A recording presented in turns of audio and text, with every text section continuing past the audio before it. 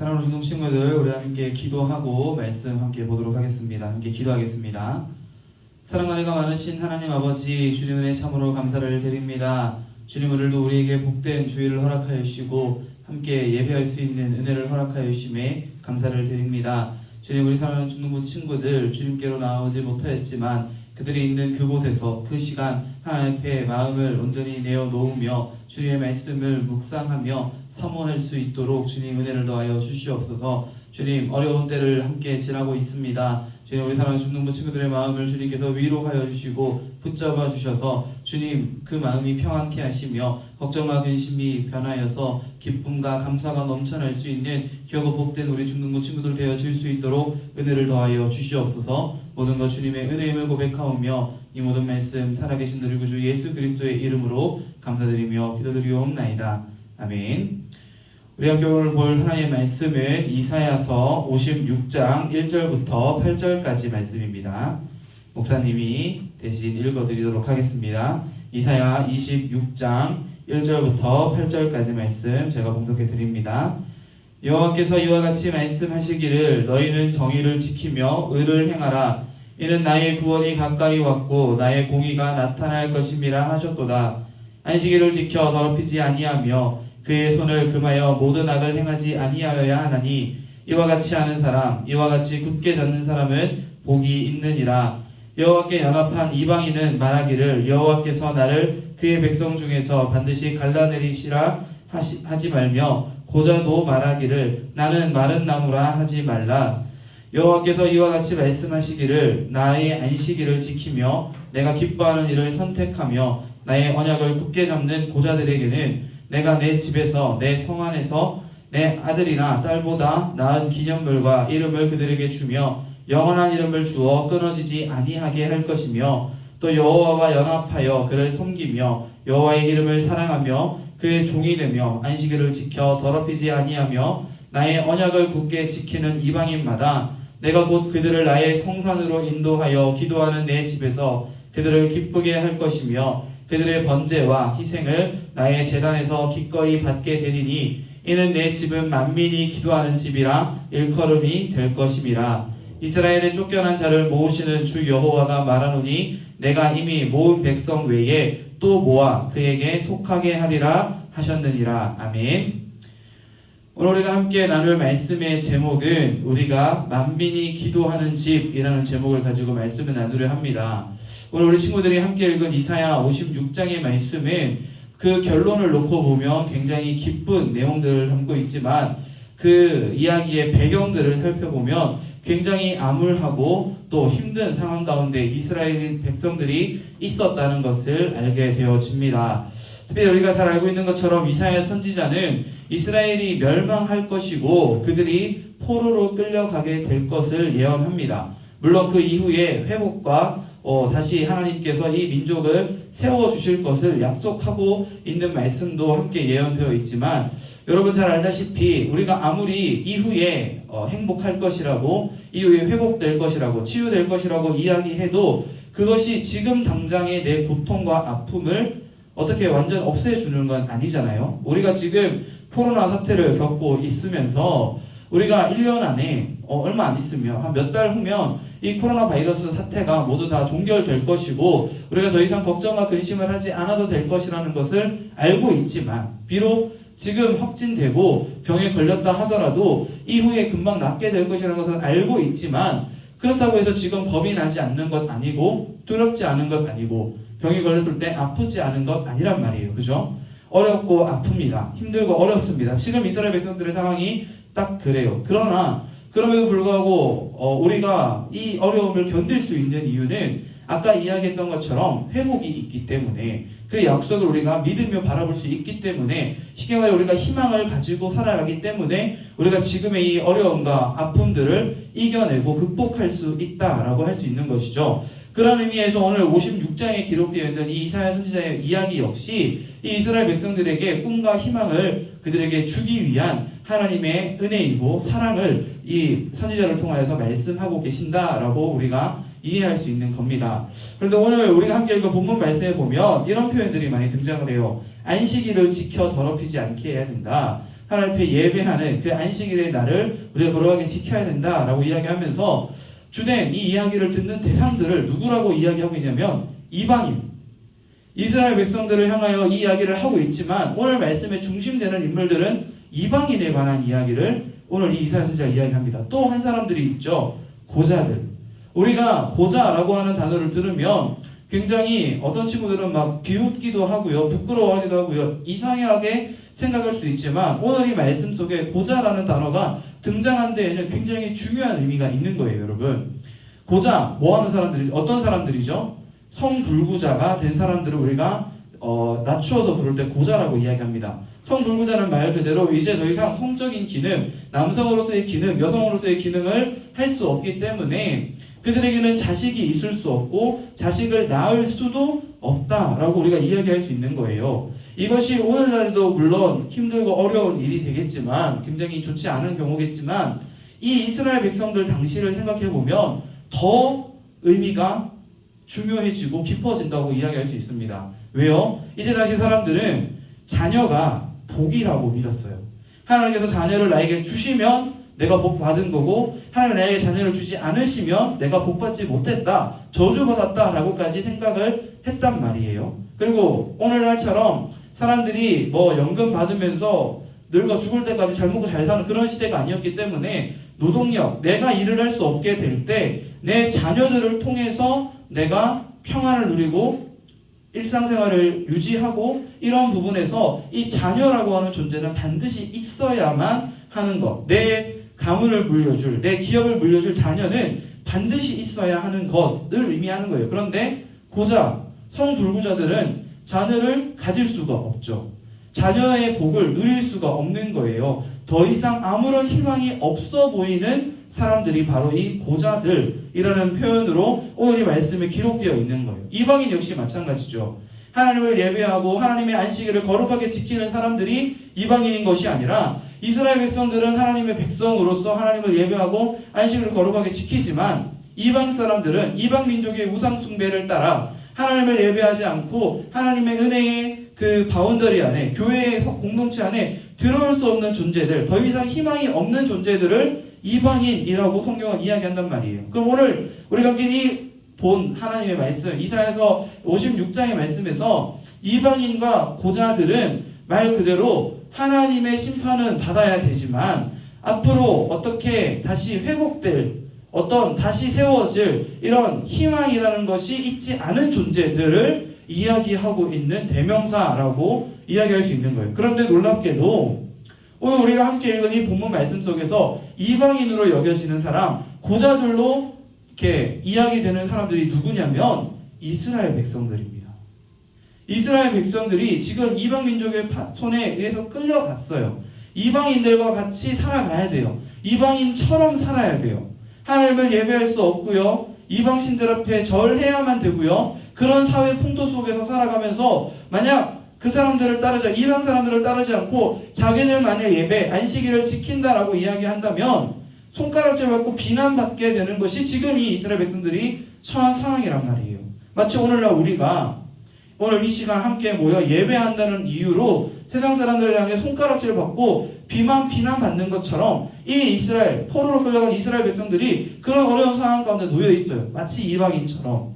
그리고 앞으로 우리의 후손들이 하나님의 언약 백성으로 자랄 거라는 보장이 없는, 마치 이 자녀의 복이 주어지지 않은 고자들처럼 이스라엘 백성들이 아무런 꿈과 희망도 가질 수 없는 상황 가운데에 놓여 있었고, 그런 이스라엘 사람들을 향해서 오늘 이 이사야 선지자는 하나님의 말씀을 선포하며 그런 너희를, 그런 이방인들을, 그런 고자들을 내가 나의 성산으로 부를 것이다 라고 약속의 말씀을 주고 계신다는 거예요. 사랑하는 너무 친구들, 오늘 말씀 속에서 하나님이 이 이방인들에게, 그리고 이 고자들에게 뭐라고 약속하고 계세요? 내가 너희를 성산으로 인도해낼 것이고 내가 그런 너희의 예배를 받아줄 것이다. 내가 이곳에 너희를 함께 모이게 할 것이고 이 모인 곳에서 너희가 예배하면 내가 그것을 기쁘게 받을 것이다. 너희는 지금 여기에 모여라. 다시 돌아와라. 다시 회복되어라. 다시 세워져라. 다시 이스라엘이라는 이름 아래 모여라. 하나님의 백성이 되어라 라고 하나님이 말씀하고 계신다는 거죠. 그래서 오늘 우리가 함께 읽은 7절 말씀에 보면 이는 내 집이 만민이 기도하는 집이라 일컬음이 될 것임이라. 할렐루야. 사랑하는 성도 친구들, 우리가 함께 모인 이 교회라고 하는 하나님의 집은 모든 사람들이 모여서 기도하는 장소예요. 기도란 하나님과 나와의 1대1의 관계 속에서 나의 뜻을 하나님께 아뢰고 나의 마음을, 나의 생각을 하나님께 내어놓고 하나님의 말씀과 그 뜻을 구하고 그 말씀을 내 안에 담아가는 그러한 시간이 바로 기도하는 시간이잖아요. 그 말은 반대로 다르게 이야기하면 예배하는 시간이라는 것과 동일한 이야기를 할 수 있습니다. 동일하게 말할 수 있습니다. 결국 만민이 기도하는 집은 만민이 예배하는 집을 이야기하는 거예요. 오늘 우리에게 주신 이 하나님의 집, 교회 공동체 가운데에서 우리가 다시 예배함으로써 이 어려움과 환난 가운데서도 희망을 잃지 않고 하나님이 우리를 반드시 인도하실 것이다. 우리를 회복시켜 주실 것이다. 우리가 이방인처럼 혹은 고자들처럼 아무런 희망 없이 그렇게 주저앉고 낙망하고 쓰러져 살아가는 것이 아니라 다시 하나님께로 돌아오고 다시 하나님을 예배하고 다시 하나님의 백성이 될 거라는 그 언약의 말씀을 오늘 이 말씀을 통해 하나님이 우리 친구들에게 허락해 주시는 줄을 믿으시기 바랍니다. 우리 친구들이 지금 이 영상을 보면서 예배하고 있을 거예요. 어디에서 어떻게 예배하는지 목사님 알지 모르지만 하나님께서는 우리 친구들이 어디에서 예배하고 있는지, 어떤 마음으로 예배하고 있는지, 어떤 시간에 예배하고 있는지를 다 알고 계십니다. 그 하나님이 여러분을 다시 이 자리 가운데로 불러 모아 주실 것이라는 것을 믿으시기 바랍니다. 목사님이 지난주에 구미에 계시는 목사님 아버지랑 통화를 했어요. 그런데 저희 구미가 대구 경북에 속해 있잖아요. 그죠? 그래서 목사님 모 교회는, 구미에 있는 교회는 지금 2주째 예배를 못 드리고 있어요. 주일날 모여서 영상으로 이렇게 그냥 예배를 드리고 있는데, 목사님 아버지가 지난주 지장 주중에 전화를 하셔서 목사님과 얘기하면서 막 울려고 하시는 거예요. 그러면서 뭐라고 말씀하시냐면, 아들 어떡하냐, 아빠 너무 교회 가고 싶다, 이렇게 말씀하시는데 목사님이 정말 마음이 너무 아팠어요. 여러분, 우리가 교회 가는 것 너무 아무렇지 않게 당연하게 생각했던 일이고 예배하는 것 너무 당연하게 생각했던 일이지만, 우리가 너무나도 힘들고 어려운 상황이 닥쳐오게 되자 나라가, 정부가 우리를 예배하는 자리에 가지 말라고 연락하고 제재하는 시기를 우리가 이렇게 겪게 되지 않았습니까? 우리 친구들이 예배하고 싶다고 언제나 예배할 수 있는 게 아니라는 것을 우리가 기억할 수 있어야 돼요. 그렇다면 그럴 때를 대비해서, 그리고 그런 날이 우리 가운데 더 길어지지 않기를 바라는 마음으로 우리는 기도하며 간구하기를, 하나님 우리가 다시 하나님을 기쁘게 예배하는 이 예배의 자리를 사모하게 해주세요. 하나님, 내가 예배의 자리를 귀한 것으로 여기고 다시 하나님 앞에 모여 예배할 때에 정말 기쁨과 감사로 이 예배를 진정으로 드릴 수 있도록 내 마음을 주장해 주세요. 그렇게 고백할 수 있는 우리 중등부 친구들 될 수 있었으면 참 좋겠습니다.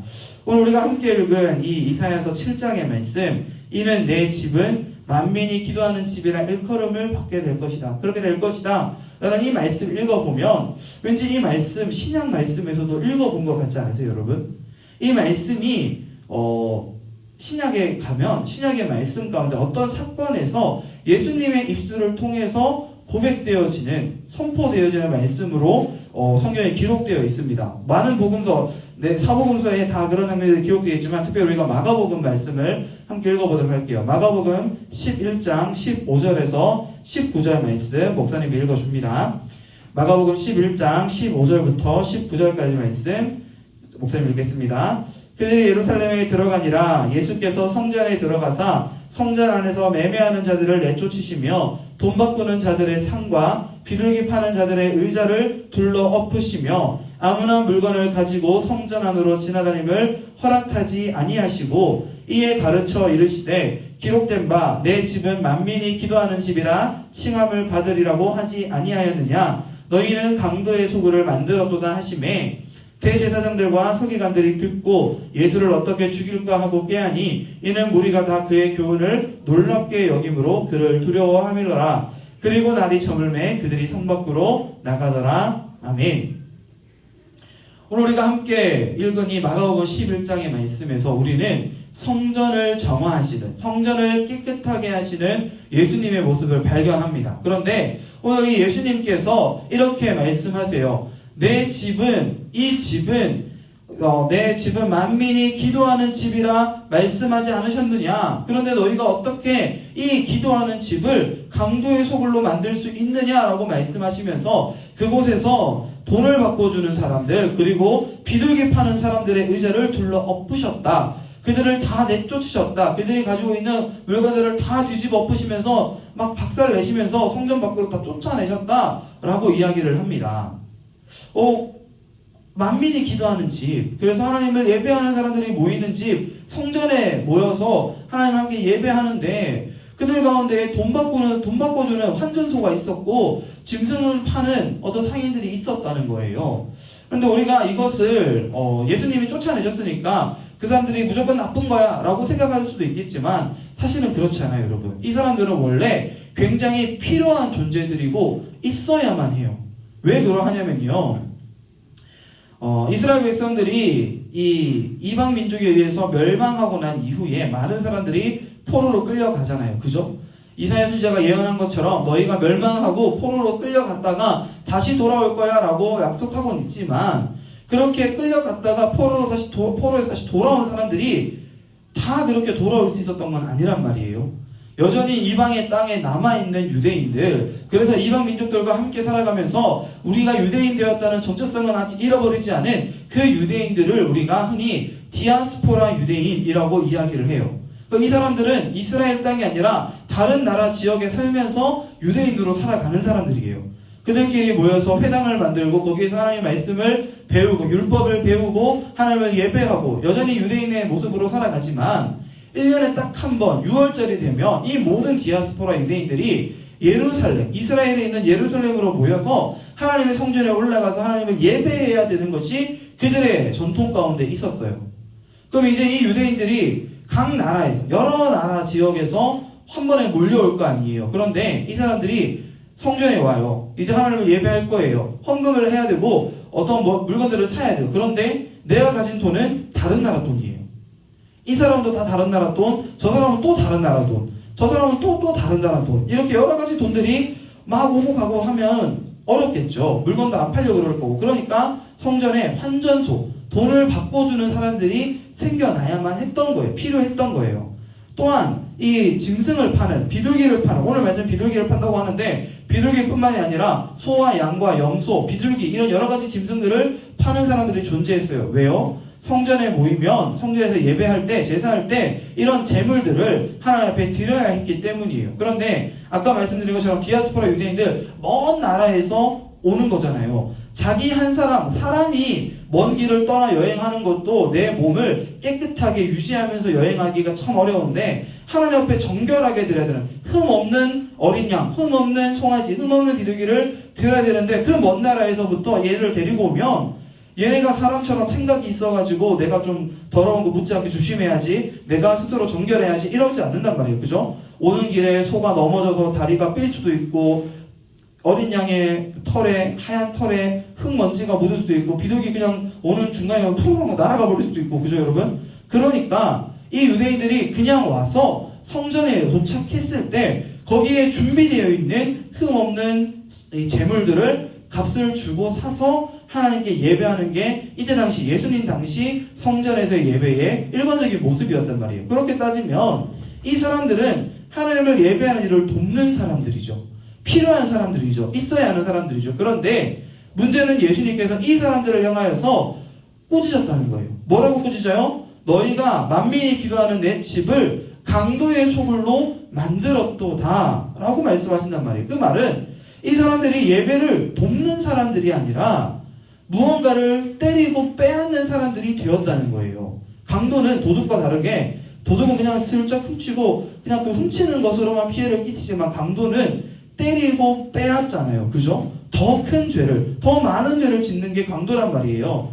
예수님께서 이 사람들을 강도라고 표현하셨어요. 뭘 빼앗았고 뭘 어떻게 괴롭게 했길래 이 사람들은 강도라고 이야기했을까? 이 필요한 사람들을 생각해보세요. 여러분, 이 환전하는 사람들이 정직하게 정말 내가 예배를 돕는 마음으로, 함께 예배하기 위해 모이는 유대인을 돕는 마음으로 그 일을 했다면 예수님이 그렇게 하실 이유가 없죠. 이때 당시 이 환전하는 사람들이 다른 사람들을 속였어요.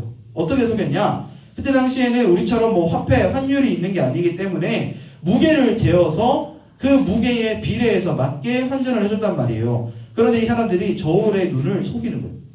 저울을 일부러 살짝 고장난 걸 가지고 와서 무게가 똑같이 맞게끔 해놓은 것처럼 보이지만 사실은 자기가 더 많은 걸 남겨먹는 이상한 저울을 가지고 와서 환전을 해주는 거예요. 하나님의 율법에도 보면, 이스라엘 백성이 가지고 있는 율법에도 보면 저울 눈을 속이지 말라는 율법이 있어요, 여러분. 그만큼 하나님은 정직한 것을 원하셨고 정직하게 드려진 예물을 원하셨는데 이 사람들이 그렇게 다른 사람을 속여먹는 거죠. 거짓말하는 거예요. 다음에 그 짐승 파는 사람들도 마찬가지입니다, 여러분.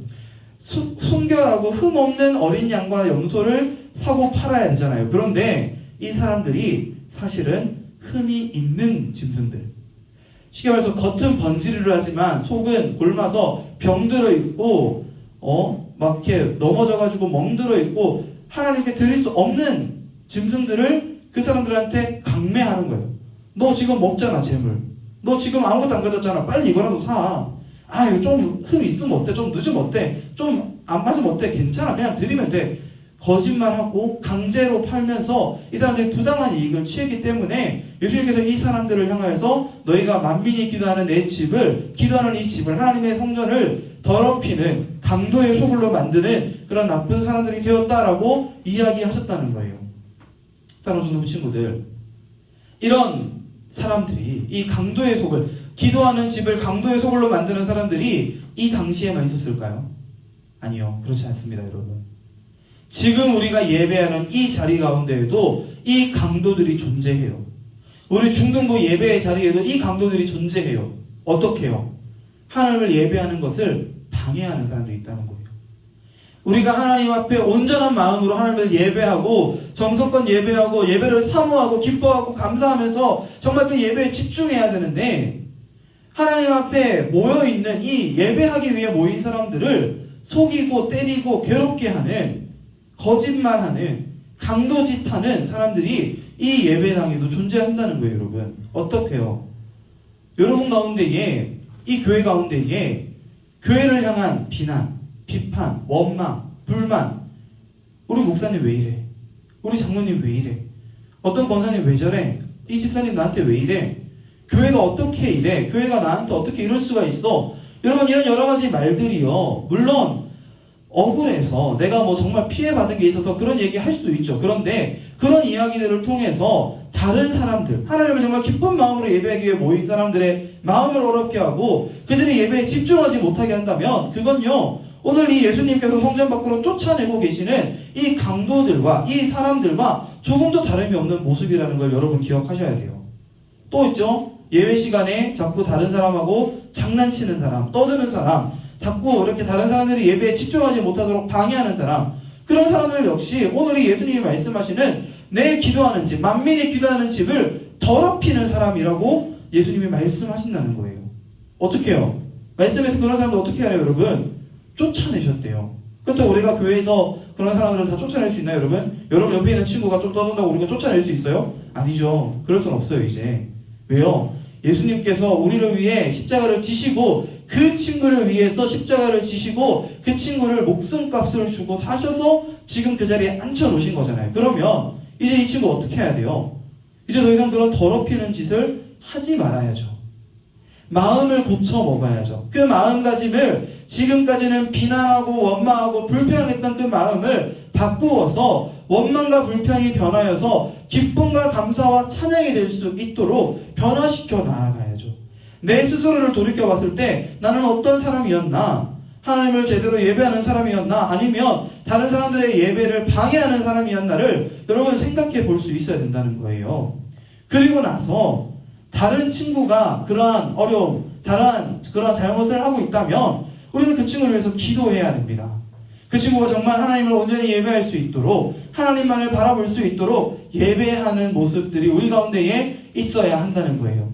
사랑을 주는 그 친구들, 우리 친구들의 마음이 오늘 어떠해야 하는가를 우리 오늘 이 말씀을 통해서 살펴볼 수 있기를 간절히 소망합니다. 오늘 우리가 함께 이사야서의 말씀, 그리고 오늘 이 마가복음의 말씀을 통해서 살펴본 것처럼 하나님의 집, 이 교회는요, 하나님만을 예배하는 장소예요.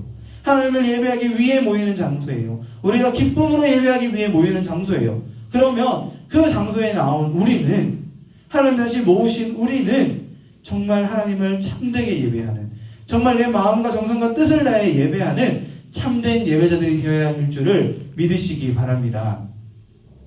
마지막으로 오늘 한국 교회에 정말 앞서 우리가 얘기한 그 강도들보다 더 질이 나쁜, 정말 이루마로 표현할 수 없는 강도들이 존재합니다, 여러분. 바로 이단들이에요. 그죠?